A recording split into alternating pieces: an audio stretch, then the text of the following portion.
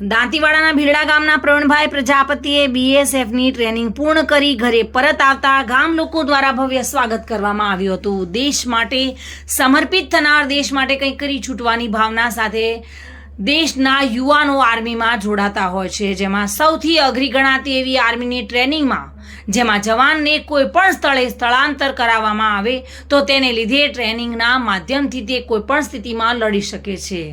તેના પર આવેલી વિપરીત પરિસ્થિતિમાં તે સરળતાથી બહાર નીકળી શકે છે, જેમાં આજે દાંતીવાડા તાલુકાના ભીલડા ગામના પ્રવીણભાઈ પ્રજાપતિ કે જેઓ બીએસએફની ટ્રેનિંગ પૂર્ણ કરી પોતાના માદરી વતન પરત આવતા પરિવાર સહિત ગામ લોકોમાં ખુશીની લહેર પ્રસરી હતી। જેમાં વાત કરવામાં આવે તો ગામ લોકો દ્વારા પ્રવીણભાઈ પ્રજાપતિનું ભવ્ય સ્વાગત કરાયું હતું અને આખું ગામ જય હિન્દના નારા સાથે અને દેશના ભક્તિના રંગે રંગાયું હતું। તેમના આ ભવ્ય સ્વાગતમાં સમગ્ર ગામના લોકો જોડાઈને શુભેચ્છાઓ પાઠવી હતી।